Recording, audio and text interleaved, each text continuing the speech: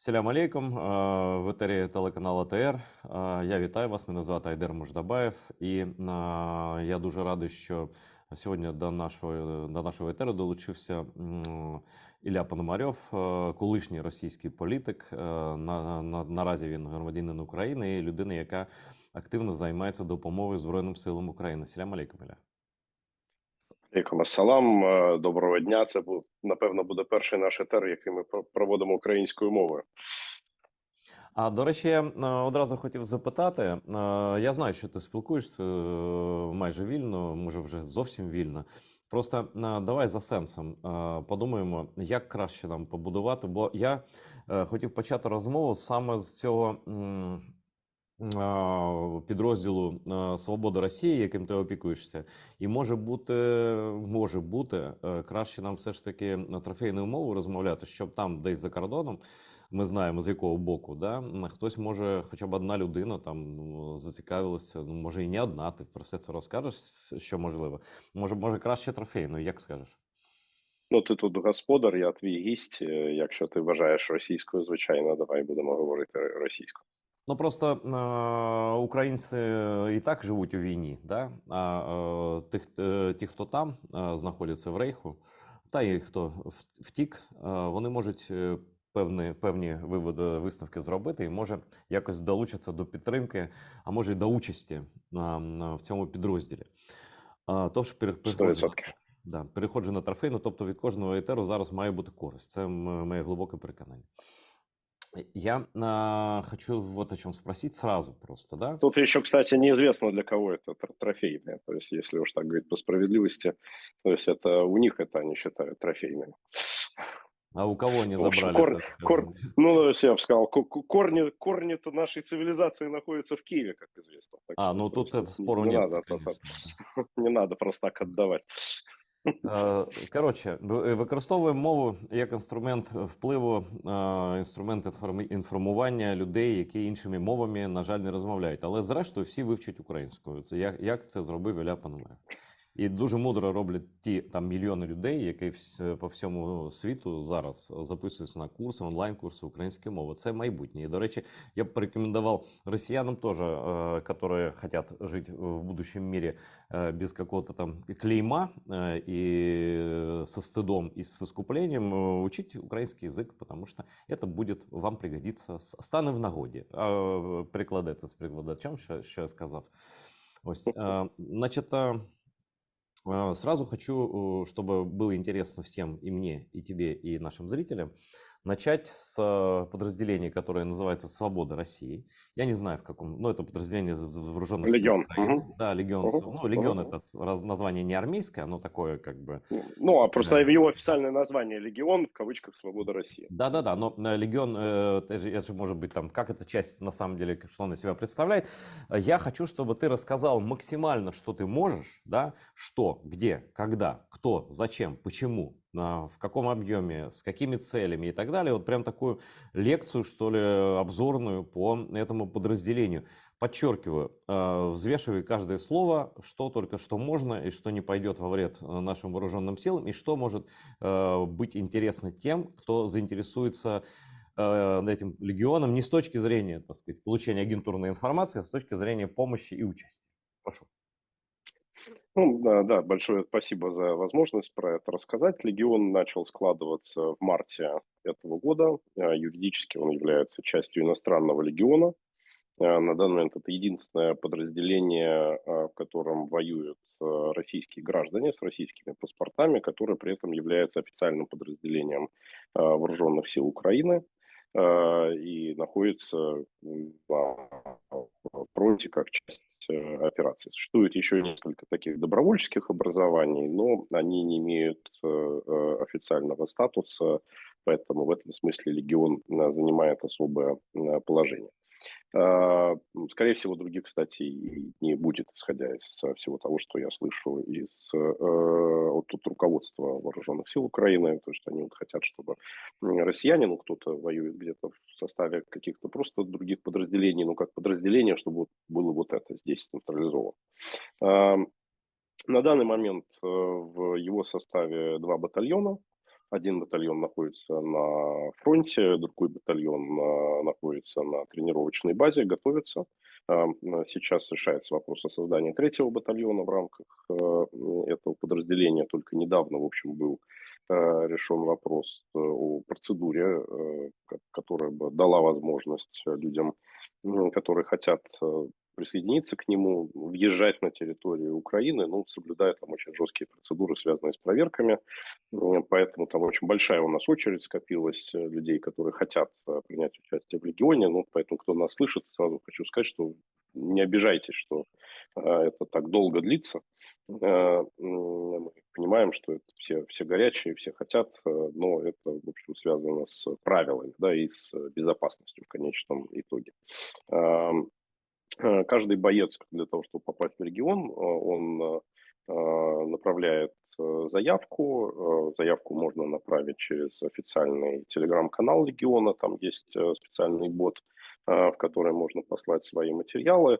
Можно, и даже я рекомендую писать нам. Мои контакты легко найти в сети. Лучше всего через сигнал, самый безопасный способ связи. Тогда там наши люди из политического центра, который политически представляет регион, там сопроводят вашу заявку, то есть проведут там первоначальные собеседования и дадут какие-то рекомендации, да, то есть исходя из того, что мы про вас знаем, это может облегчить и ускорить этот самый процесс.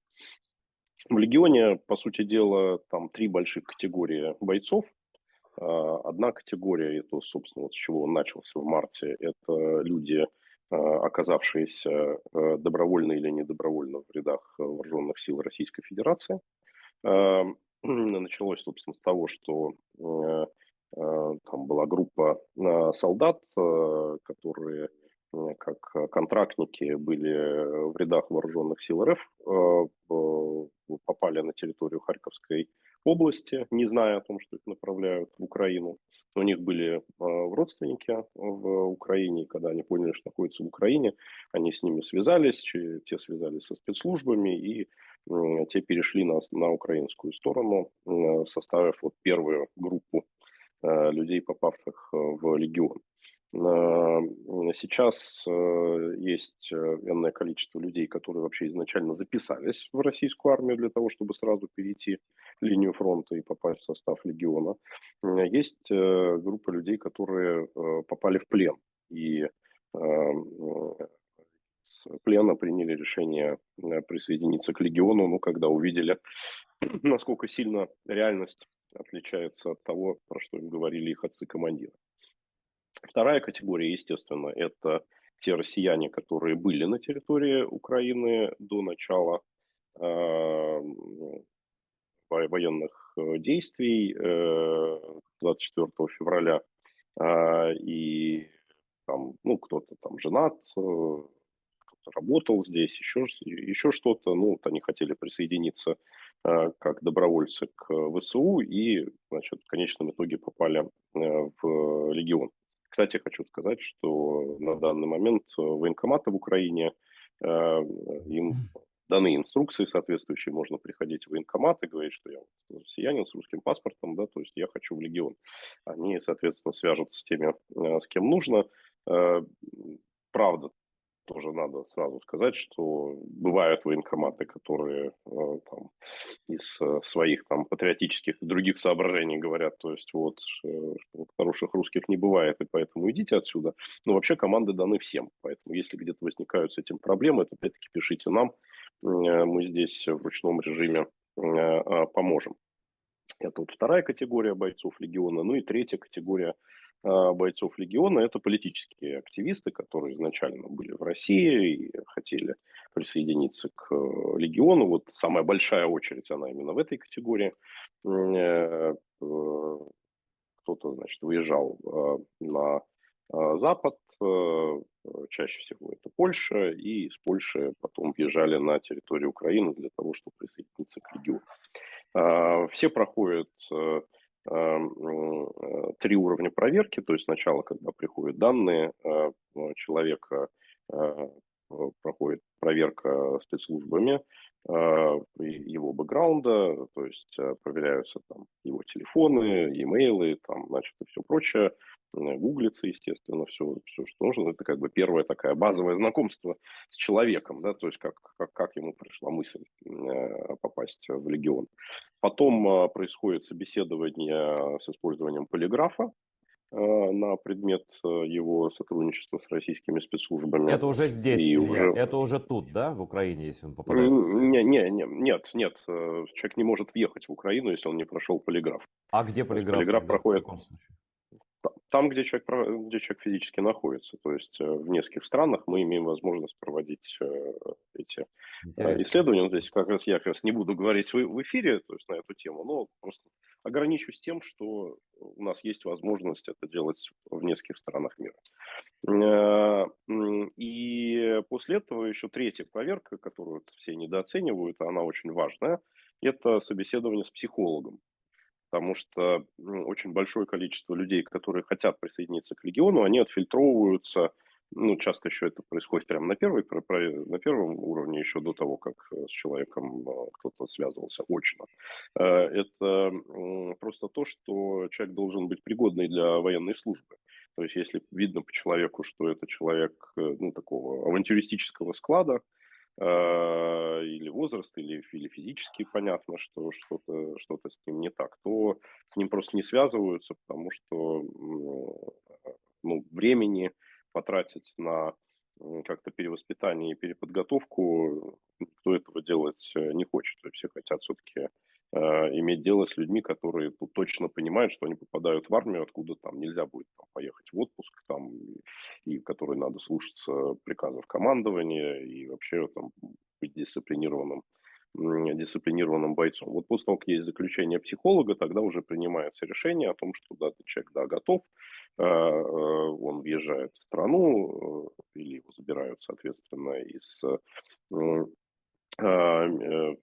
места, где содержатся пленные, он попадает на тренировочную базу, на тренировочной базе проходит подготовка, и, соответственно, потом уже происходит отправка на фронт. Но в целом подготовка направлена на то, что у нас нету такого значит, желания использовать легион как пехоту на поле боя.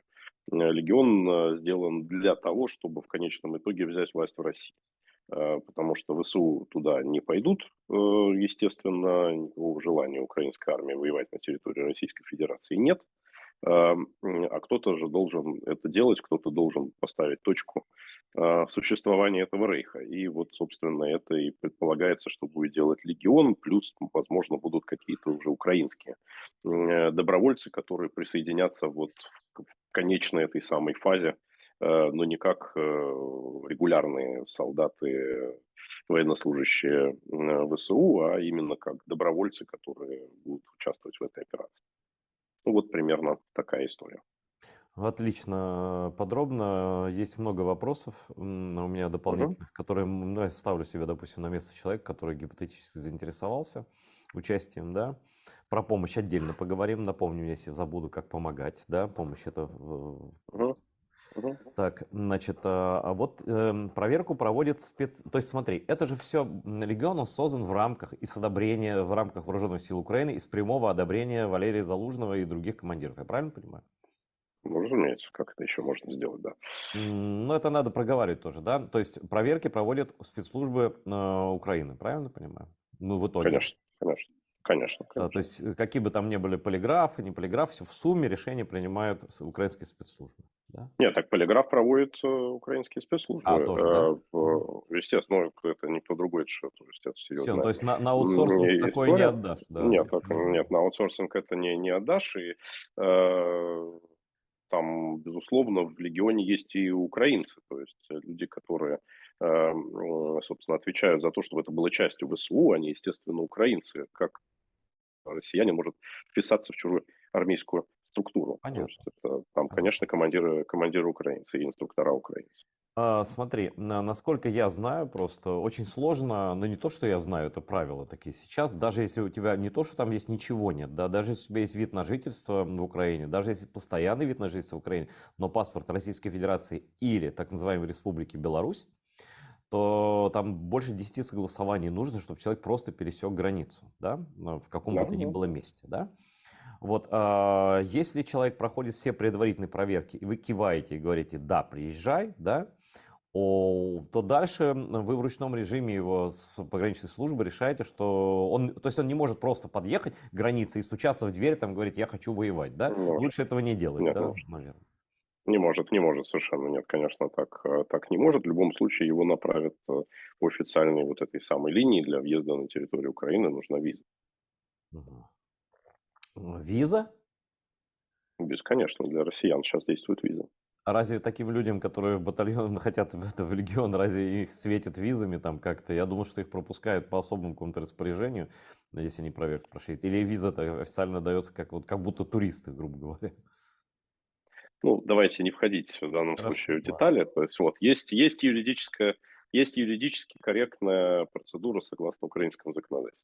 Окей, но в любом случае это все делается вручную, и каждого человека ты знаешь лично, например. И те, люди, которые курируют от разведки, от военной, не знаю, как там, от армии, да, они знают про этого человека все перед тем, как он пересечет границу максимально, то есть и ты тоже. Нет, я лично не знаю практически никого, Мгм.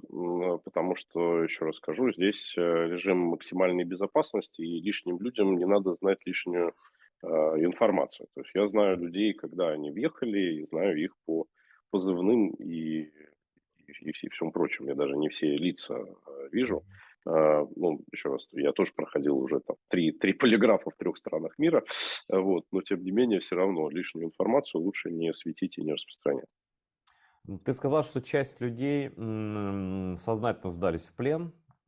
Я с военными общаюсь, и, конечно, сдача в плен процедура тяжелая и рискованная, на самом деле. Но это есть Мгм. инструкция, не будем на это время тратить. Там белая тряпка должна быть, там без оружия, там оружие там, без магазинов, там как-то есть эти инструкции. Военные знают, это в уставах, мне кажется, Мгм. везде есть, как сдаваться, в любых вообще уставах. Да, наверное, но они могут почитать на сайте там, и так далее. Но были случаи, когда, и вот не так давно пытались российской пропагандой раскручивать, когда сдавалось какое-то там количество людей, из них один открыл огонь, и, естественно, все полегли, но это понятно, потому что мне рассказывали случаи, которые не попали в эфир, там, в новости, когда процедура обмена использовалась как прикрытие для нападения тоже, да, то есть это сложная процедура. Вот вообще, как можно до нее не довести, как, то есть, грубо говоря, как можно сдаться не на поле боя, да, где получить эти инструкции, может быть, согласовать место перехода, что, потому что когда идет бой, ну вот, контактный или хотя бы когда напротив позиции, тяжеловато сдавать. И минные поля, все что угодно. Вот, а действительно люди, вот я сегодня читал, вчера, не помню, информацию, что по 100 человек где-то в день обращаются, я забыл, это прямая линия на Министерство обороны Украины. И, Повернись живым, да, там есть ну, вся подробная инструкция на нашем канале. Утро февраля мы постоянно крутим эти инструкции, официальное Министерство обороны Украины, каким образом переходить. Но здесь, к сожалению, здесь нет универсального правила, потому что здесь совершенно прав, то есть там под Бахмутом он хрен сдашься, да, то есть вот там будет и перестрелка, и минные поля, и все остальное, но там, где нету вот совсем такого плотного огневого постоянного контакта, там всегда можно найти такую возможность. но лучше до нее не доводить, как я понимаю. Да, это самая последняя уже возможность сдаться в плен. Это самое с наибольшим риском сопряжено и с, как бы, с напрягом для ЗСУ тоже. Да, лучше как-то Ну, по-другому. все вещи сопряжены со своими рисками и со своими проблемами. Вот, если просто говорить про способ, который как раз наиболее быстрый и эффективный, то это, к сожалению, именно такой, да, вот со сдачей в плен из рядов вооруженных сил Российской Федерации. Но ты совершенно прав, это и максимальный риск. Но надо прямо сказать, что поскольку, ну, все-таки бойцы и так они постоянно рискуют, то есть это те люди, которые согласились на этот риск, и поэтому вот такой способ я как бы призываю его использовать, потому что это позволит не ждать месяцы значит, когда все это вот пройдет, это въезд через разные страны и так далее, а непосредственно попасть уже на территорию Украины, и там, конечно, этот процесс будет происходить многократно более быстро. Сталкивался ли ты со случаями, когда переходили по несколько, не по одному человеку, да, удачно, и потом они устраивались в регион? Да, такие случаи есть. Ну, я говорю, с этого просто легион начался. То есть это просто первая Мгм. группа с этого была, и после этого тоже были. Вообще, надо сказать, что сейчас на поле боя пленных очень много, и поэтому как раз Украина все время стремится менять как можно скорее, потому что физически негде держать. То есть процесс дезертирства из российской армии, он носит массовый характер. Ну вот и смотри, по идее, Украине-то выгодно менять их, да, пленных, там, добровольных, недобровольных, но как бы своих вытаскивать, это приоритет, понятный, да. Но если человек скажет, что он хочет воевать в легионе, его точно отправят на проверку, и он, им будет иметь шанс, да. Если он, грубо говоря, не захочет возвращаться, ему дадут такую возможность служить в вооруженных силах Украины? Да, конечно, тут пленных с нашей стороны больше, чем с той стороны. То есть пленных российских солдат больше, чем украинских. И поэтому такой проблемы, что не хватает людей для обмена, нет. Меняют один на одного, и эта процедура нормально вполне работает. Будет ли это правильным назвать цифры примерные? Ну, они меняются, потому что вот это тысячи, десятки тысяч, сколько сотни людей, вот примерно. Цифра чего? Пленных? Ну, пленных Или русских пленных, да. знаешь, никто нам не говорит точные цифры, хотя мы находимся в постоянном контакте с агентством по делам пленных, и вот сейчас там снимаем большой фильм для утра февраля с разными пленными. Сергей Лойко этим занимается. Вот. Но ну, моя оценка, да, то есть, что речь идет, измеряется тысячами, да, то есть, вот, наверное, единицами, ну тысячами, не сотнями. Мгм. И в основном это люди, которых там бросили сослуживцы, они оказались в беспомощном состоянии, побросали технику и сдались, или они добровольно на это шли. То есть вынужденный плен или какой? Или пассивный какой-то, или активный плен, как это называется? Я не знаю. Не, ну, большая часть, конечно, вынужденные пленные, да, потому что все-таки более типичная история в России, это в российской армии, это, ну, дезертировать и уйти в тыл, да, чем уйти в плен. Больше Мгм. людей уходит в тыл, чем уходит в плен. Ну, это является логичной частью, результатом, значит, этой пропаганды, хотя на самом деле более безопасный для человека сценарий это перейти на сторону Украины в плен, потому что, ну, там, здесь это будет не то, что полноценное заключение, но, по крайней мере, ничего с человеком точно не сделают. И по Мгм. окончанию войны он вернется назад, а если, то есть, он пошел туда и попался, то, конечно, с этим будут большие проблемы, а рано или поздно обязательно попадутся. Вот сейчас последний пример был, там группа, что 12, что ли, человек ее взяли там в Тульской Вот я области, хотел спросить как как раз раз про этот таких. случай у Ага. тебя, да. Мгм, мгм. И чем там Да, то есть на закончилось? украинскую сторону, ну что, повязали всех, что. То есть это повязали, срок дадут. Дают в России не очень большие, на самом деле, сроки за это, и они не очень жесткие. То есть там от года до двух дают колонии поселения, да, то есть что если сравнивать с условиями в российской армии, то ну, как бы еще непонятно, где там лучше, Да где нет, это хуже. То наоборот есть я не могу. понятно. Конечно, в армии в российской хуже. Тем более, когда она воюет и кидает это мясо вперед самых неценных вот этих мобиков, шмобиков и всяких и так далее. Да. Да, но то, что российская армия более опасна, это на 100%, да, поэтому, может быть, колония поселения – это не самый худший вариант, собственно, поэтому люди и бегут в тыл. Ну вот перейдем к внутриполитической ситуации в Рейхе. Вот действительно, ты сказал это, и я знаю подтверждение оттуда, что, во-первых, там отказаться от повестки стоит 500 рублей, грубо говоря.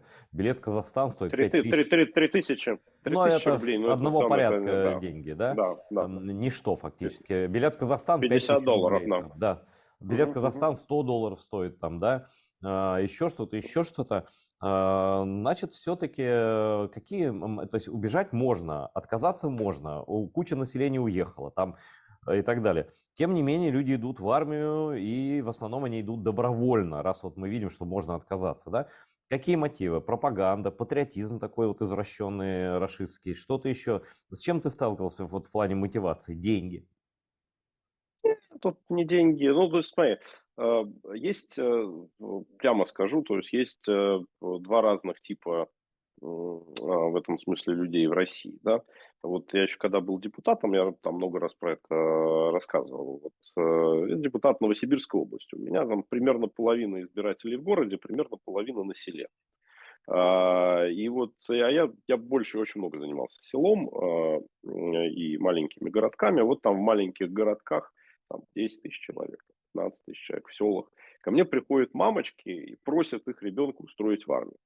Там, причем такую, чтобы было посерьезнее, да, так, пограничные войска, ВДВ, там, значит, чтобы это самое. Потому что если не армия, то он попадет там в какую-нибудь криминальную группировку, сопьется, вот, а тут вот из него мужчину сделают, Так там, это же вернется Путин, уважаемым Илюш, человеком. Путин же как раз и Ну, говорил, ну и что ваш ну. сын погиб, зато не спился там. Да-да, ну, вот так это, он же, опять, Путин очень хорошо знает русский народ, да, поэтому то, что он говорит, так действительно очень многие думают. И в условиях того, что, значит, по телевизору говорят, ну, там, конечно, бывает, что погибают, но не очень много, вот украинцев гораздо больше, там, значит, а у нас армия там потери не несет, и люди на это, они действительно покупаются, что там вот вероятность погибнуть не очень большая, но зато там вернешься уважаемым пацаном, еще и денег заплатят, то есть вот как бы и так далее. И вот для жителей такой глухой провинции это, в общем, многими воспринимается как билет в жизнь, да? Вот. А что касается жителей городов, то тут уже работает просто такая российская пассивность, я не хочу употреблять слова там рабская психология, но на самом деле это где-то там. То есть вот страх перед начальством, вот начальство вот оно вот здесь, да, вот страх, то есть нарушить, страх, что тебя там осудят, потому что вот он милиционер стоит, там, то есть вот человек в форме стоит, ну а там как-нибудь это где-нибудь там в Ну, будущем, может авось, как-нибудь это называется слово отпетляем, такое авось, авось, национальная идея авось, такая да, русская, да. да, авось, да, да, да. А потом, когда уже человек вот попадает на фронт и видит все это дело своими глазами, тут вот, конечно, начинаются, значит, там, попытки от этого как-то сбежать. Поэтому, когда даже вот в Украине говорят о том, что вот там бунты этих мобилизованных, это не бунт против войны, а это бунт против условий, да, то есть вот, что голодные, холодные, там, значит, оружие ржавое, значит, и все прочее. Ну, так это вот часть этого самого подхода. Там действительно люди, ну, мы не можем на эту войну повлиять. Это не нашего ума дело, да, то есть это там большие начальники Мгм. приняли решение. То есть нам нужно вот свою личную судьбу как-то вот, значит, в этой ситуации вот отпетлять от этого, там, как-то из нее выйти. Вот давай раз о начальстве. Фюрер, главное начальство, полубожество там для кого-то, значит, Путин сказал, что 99,99% россиян готовы умереть за Россию, а как мы знаем эту арифметику рейха «Россия – это я», то есть готовы умереть за меня. Но как-то в это не вписываются те миллионы, которые сбежали при первом шухере вот, за границу. Ну окей, это плохие патриоты, а вот хороших 99,99%. Как ты оцениваешь эти слова вот в целом, и с его точки зрения, в каком он мире живет, и с точки зрения социологии, вот, что тебе там говорят люди, которые 100% у тебя есть там в рейхе, которые смотрят температуру по больнице, измеряют? Ну, смотри, э, опять давай рассуждать из общечеловеческих сначала соображений. Да? Я считаю, что любой нормальный человек должен быть готов умереть за свою родину, когда на нее напали. И это не зависит от того, это Россия, Украина, Соединенные Штаты, там, то есть, или племя Мумбу-Юмбу. Это, то есть, обязанность да, гражданина, мужчины, если, значит, его семьи, его земля в небезопасности, ее защищать. И это нормально, абсолютно. Я думаю, что процент таких людей в России и в Украине, он примерно одинаковый, и он, кстати, не 99%, и в Украине тоже. Да, то есть мы знаем, там, то есть этот монакский корпус, да, то есть вот, который туда бежал, то есть и, ну, Есть люди в Украине, которые бежали от опасности, но все равно это подавляющее большинство населения, 80%, 90%. Вот. В Украине тоже, в России то же самое в этом смысле. Просто дальше начинается вопрос, а это вот, извините, на нас напали или это мы напали все-таки? А как вот они, И вот большинство, тут, думают, Илюш? Потому что им-то объясняют, что это, ну, ну, вот, да, на нет, это Украина напала, то есть, ну, как бы вот все да, наизнанку, но вот они верят в это да. большинство? Ну, это же очень комфортно в это верить. И значительная часть людей в это верит. Но, собственно, дальше поэтому в России реальная картина событий, она следующая, что я вот так оцениваю, что процентов 10 людей в России, они активно за войну, Мгм. процентов 20 людей в России активно против войны, а остальные 70%, то есть они просто охреневают от всего этого, вот, и предпочитают про это не думать, потому что вроде как нам говорят, что на нас напали и надо, значит, защищаться. С другой стороны, все-таки как-то вот в голове-то там как-то большой уверенности в это нет. Ну, как бы проверить мы все равно не можем. А если на нас напали, ну, это же мы фашисты, это же очень некомфортно так себя воспринимать.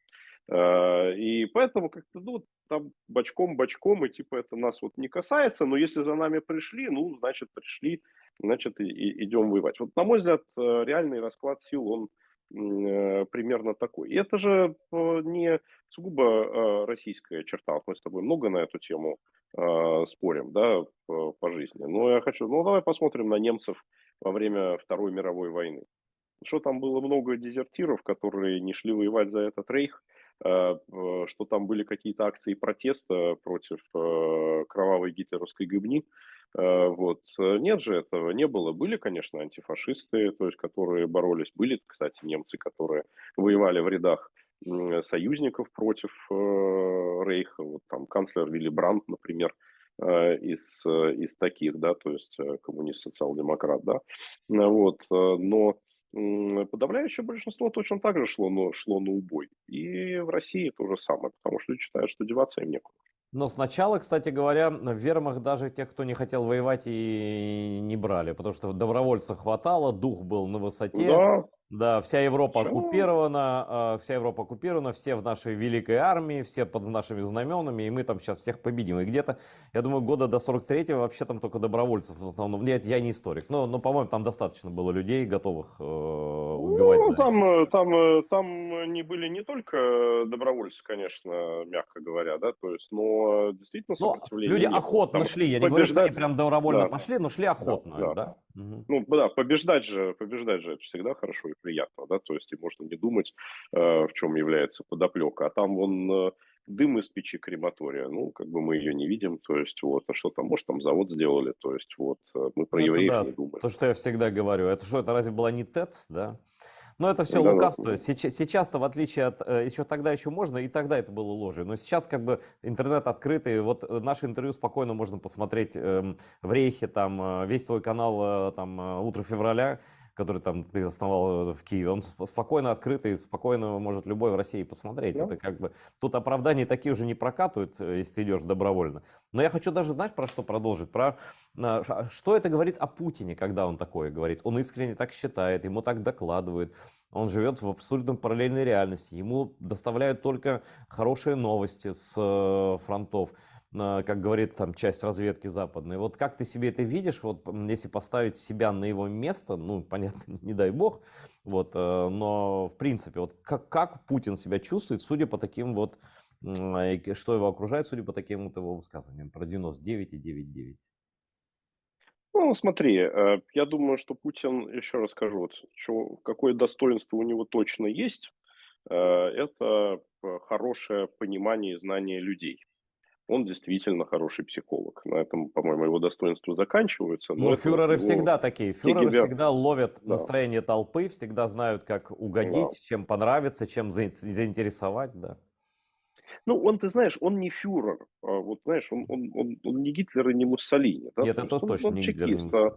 он ГБшник, он вербовщик, да, то есть его как раз учили видеть слабые стороны людей для того, чтобы их использовать, Но и чтобы их нравится на людям свою тоже же сторону, да. учили. ГБшников учили Да, нравиться нравится, людям да. тоже. Нравится, да.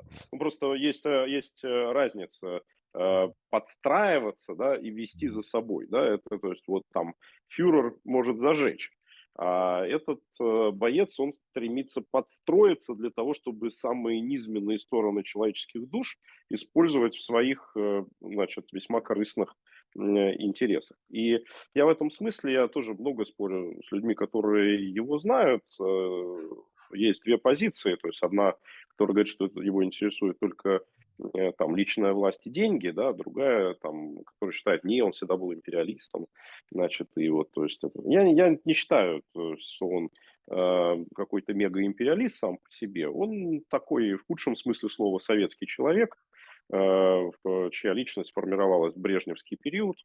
Для него именно брежневский период является идеалом, вот, все нас должны бояться, значит, с Западом сосуществование, но на условиях, приемлемых для нас, зарабатываем на этом, да, то есть вот живем в своей там осажденной крепости, но живем хорошо, да, значит, там во всяческом комфорте. Вот. А вот народ, значит, ну, А мы его зачем же он используем. разрушил это сам, начал рушить осажденную крепость, испортил отношения со Ну, всем вот, Западом, все порушилось. Это что-то за расчет такой? Ну, вот смотри, здесь уже я просто думаю, что просто неправильный расчет. Я думаю, что, во-первых, он за время ковида потерял связь со своим собственным окружением. То есть, я еще раз скажу, он тонкий психолог, да, то есть он поэтому понимает, когда ему врут, но для этого надо сидеть друг с другом, да, вот мы с тобой сейчас разговариваем там через экран зума, да, и ну, вот я тебя вижу, ты меня видишь, но ты до конца не видишь язык моего тела, то есть вот ты не понимаешь там флюиды, которые от меня исходят и так далее. И для вот этой психологической работы, ну, по телефону ты человека не завербуешь. Для этого мгм. надо лично встретиться. А если у него тотальная изоляция, карантин, 2 недели надо отсидеть, сколько там людей до него в принципе попадало? Там, то есть их 3-4 человека вообще всего, кто имел возможность к нему попасть. Премьер-министр не имел возможности к нему попасть, да, вообще. Он с ним тоже общался, соответственно, по Зуму.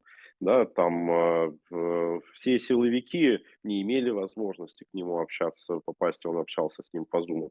Через эти папочки, которые ему приносили, да, то есть и Ковальчук со своими историческими книжками. Ну, вот человека немножко и поехало. Вот, отрыв от реальности, а в папочках-то пишут вот такие вот отчеты, мы вообще молодцы, да, еще денег будет, еще лучше. И я думаю, что на этом и был построен просто его в корне неверный расчет. Он не думал, что украинцы будут сопротивляться. Так, немножко перескочим на Пригожина.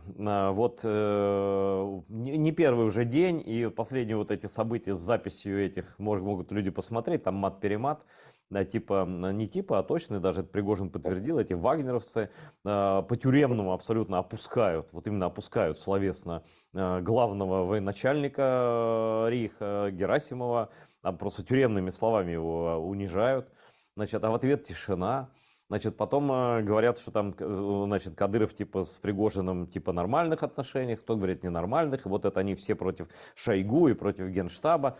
Но что-то вот мне подсказывает, что в принципе не очень это возможно. То есть, если это и происходит вот на этой доске перед фюрером, да, то в принципе он в курсе всех их телодвижений, в курсе их взаимоотношений, и он как бы, может быть, это часть его такого спектакля, который ему нравится, да, все равно все под контролем фюрера находится. Что это за театр Карабаса, какую роль в нем играет Пригожин, Кадыров, Шойгу там и этот Герасимов? На твой взгляд, может Смотри, быть, ты знаешь. смотри, это не спектакль, Не спектакль, а ты это говоришь. есть, а это есть то, почему фюрер находится в безопасности. Мгм. Разделяя властвуй. Это же его осознанная стратегия всего времени. Он именно как чекист, он стремится быть не диктатором, а он стремится быть вот пауком, арбитром таким, да, без которого вся паутина умрет. Ему для Мгм. этого нужны конфликты, он их провоцирует в своем окружении. он активно стравливает людей, ставит их в конкурентные позиции. Ему это нравится. Ну вот я и И он говорю про это. понимает, что... Иначе бы, разве он разрешил бы своего друга Шойгу, его подчиненного, таким образом унижать, если бы ему это не ну, нравилось, например, да. да, конечно, у него и Шойгу друг, и Пригожин друг, и Кадыров сын родной, вот, а еще Патрушев старый кореш, ну и так далее, все кооператив озера, да. Ему нужно, чтобы они друг с другом дрались, потому что благодаря этому он ощущает, что и невозможен заговор, Мгм. что про него там они друг на друга настучат, то есть они друг за другом будут следить. Он в этом заинтересован активно. И это очень эффективный способ управления. Он стоит в этом смысле сейчас на двух ногах, на официальной армейской ноге и вот на этой вот частной Пригожино-Кадыровской. И плюс к этому есть же еще одно соображение. У него главный, если вот этот вот разделяя властву, это главный механизм управления, то главный механизм пиара для него – это концепция меньшего зла. Он постоянно именно так вел себя в российской политике. Он же там, как говорит там, например, про Навального, да? Значит, он не говорит там, вот я, Путин, не ворую. Он говорит, не, ну мы тут воруем, конечно, да, но эти-то тоже воруют. Значит, и чем мы отличаемся от Навального? Да ничем мы не отличаемся от Навального. Так мы уже привычные, да? Так зачем вам что-то менять? Мы все одинаковые. То есть вот эта вот концепция меньшего зла, она постоянно им транслируется. И сейчас он транслирует на весь мир, что выбор между Путиным и Пригожиным. Что Ага. не будет меня, а будет Пригожин. Ну, вам это надо, то есть Пригожин с ядерным оружием, вам это не надо, поэтому лучше вы вот согласитесь, чтобы я рулил этим процессом и дальше. Потому что если что произойдет, вот эти вот придут. Но это спектакль, это театр Карабаса, да, у каждого своя роль, и он за нитки дергает, на мой взгляд. Ну, просто смотри, вот ты говоришь, вот эту формулировку, почему я считаю ее неточной, да, то есть потому что то, как ты это формулируешь, это говорит о том, что, грубо говоря, он дал людям задачи, то есть ты так, ты сяк, вот, то есть и это именно спектакль. А это не спектакль, это реальная жизнь. У Хорошо, это них реальная художественная борьба. самодеятельность. Он раздал Да. им инструменты и показал, что можно, что Реалити-шоу, пределы, реалити-шоу, да, да, реалити-шоу реалити-шоу, да, такое. за стеклом там или там за За башней, стеклом. за Да, стеной, да. да, да, Хорошо, да, это точнее, Мультиванка. наверное, это будет точнее. Так вот, недавно тут, но это я сразу сказал, я не помню, что, как ты это комментировал, но я сразу понял, когда вот эта ядерная риторика осталась только у Димона, там, и сошла почти на нет, я так понял, что они, конечно, американцы много чего могли сказать Путину, передать там через главу ЦРУ и так далее, как угодно, по своим каналам, как Байден говорил, но в пакет опций в случае применения ядерного оружия в Украине точно входило личное уничтожение Путина, физическое, да. И именно это, на мой взгляд, и как бы вот это главное, что они ему сообщили, потому что он любит жить. Это опять не Гитлер, да, который там был идейный там и такой вот весь из себя сумасшедший, да. Значит, во-первых, согласен ли с тем, что с этим тезисом, который я сейчас сказал, что Лавров сказал, что они угрожают смертью нашему санцеликому вот этому вот и так далее. И второе, ну, исходя из вот этой диспозиции, разговоры о возможном заговоре против Путина с чьей бы то ни было стороны, они вообще имеют под собой почву на данный момент? И могут ли они иметь под собой почву в какой-то обозримой перспективе? Ну, смотри, относительно физического устранения я уверен на 100%, что ничего подобного Путину не передавалось. Мгм. Наоборот, да? Но, да, но потому что просто эти люди не способны к принятию подобных решений. Вот. Но, безусловно, у Путина создалось такое ощущение, и вот на ощущение такое, я думаю, что американцы сработали. Я думаю, что вот там оговорочки Байдена, значит, на эту тему, что они были не случайные, а как раз вот, значит, именно то, что вот он сказал, а потом опровержение, и тут же в конспирологическом сознании Путина, конечно, возникает то, что, то есть у них там, значит, какие-то подготовки на эту тему идут. Там взрыв Северного потока, кто бы его не взорвал, да, то есть, конечно, Путин это воспринял, что, то есть, это ему сигнал в этом плане. То есть, грубо говоря, месседж был донесен, но не вот не впрямую, да? А вот впрямую, к сожалению, ситуация гораздо хуже, потому что все нынешнее руководство Соединенных Штатов это, конечно, такие внешнеполитические бюрократы. И Байден лично, и Бернс, это не те люди, которые способны к каким-то таким вот резким движениям, а самое главное, они очень боятся перемен в России. Они действительно хотят победы Украины. У меня здесь нету никаких сомнений, что они этого хотят. Ну вот, наверное, так цинично говоря, для них было бы лучше всего, чтобы она была как можно более медленной и как можно менее уверенной. Эм, Чтобы в процессе перемололось как можно больше российских вооруженных сил, чтобы Россия максимально ослабла, но в то же самое время, чтобы она не скатилась в неуправляемый хаос. И их логика, она очень простая, что если Россия начнет распадаться, то, значит, дело придется иметь не с одной ядерной страной, а с несколькими. Там, пусть там будет там 20 стран, из которых там даже 10 окажется безъядерным, но какие-то окажутся ядерными.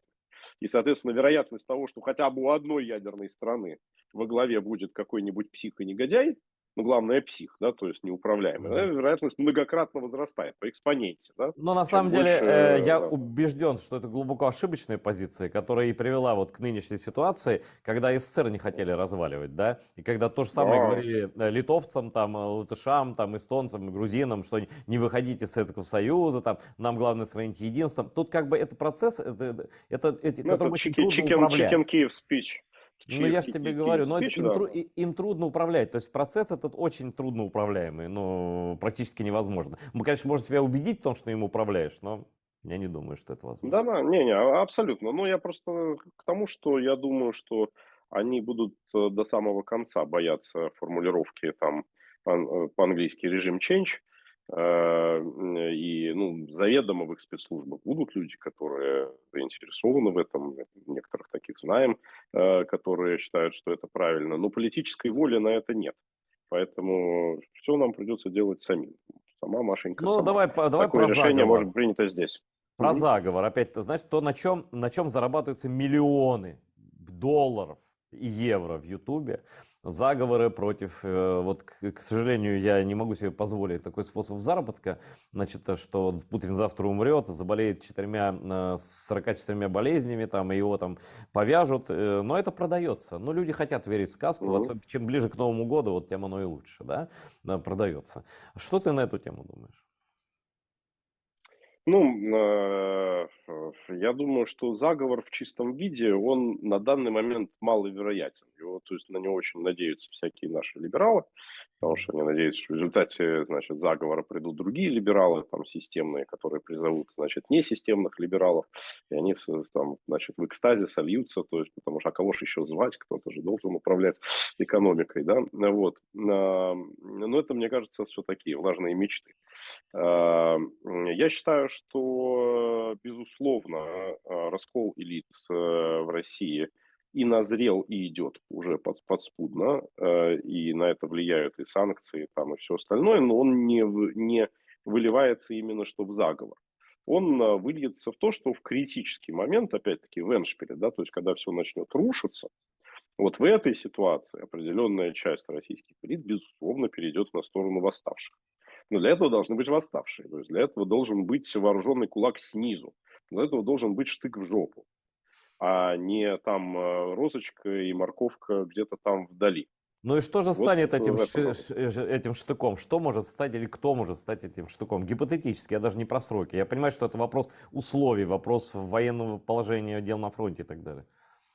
Не, этим штыком будет наш легион, больше никто. Ну, то есть именно он должен оказаться в нужное время в Москве и брать ситуацию под контролем. Просто к нему, конечно, обязательно присоединятся москвичи, россияне, потому что всем очень страшно, и там все сидят по домам, но не все разъехались далеко. И когда они будут видеть о том, что в этом есть смысл, и что кто-то их защищает реально от полиции, ну, я вообще думаю, что полиции просто в этой ситуации не будет. Ты сам в Москве долго жил и прекрасно знаешь, что в любом шухере эти ребята исчезают. Да? Их просто не будет, Вот. как в Да. 91 году, 20 Да. августа. Их не стало, В да. 91-м, Я думаю, 93-м, что то есть, легион ну, сможет въехать просто на обычных машинах в Москву, по трассе Киев, по киевской Киев-Москва. Но это гипотетически, ситуация может так уверен, сложиться. что так оно и будет. Уверен, что так оно и будет. Согласен, да, со мной? Уверен, Я это давно уверен, говорю. что так,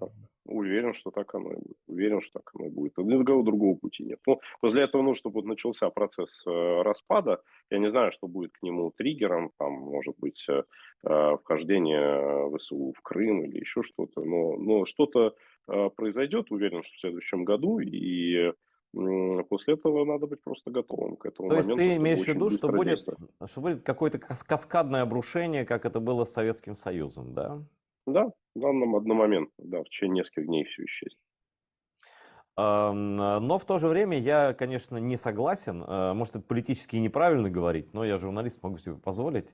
Все-таки никакой один регион, конечно же, не справится с дефашизацией этого целого общества огромного, да, с этой машиной, Совершенно. да. Все-таки вооруженным силам Украины придется заходить в столицу Рейха, и придется там, и, может быть, не только им, уже на последнем этапе, может быть, будут и войска НАТО, как ты так снились Путину, да, все время. И то же самое касается и Минска, и полка Калиновского, Минска, и, соответственно, тоже смены, тоже дефашизации тоже общества, да.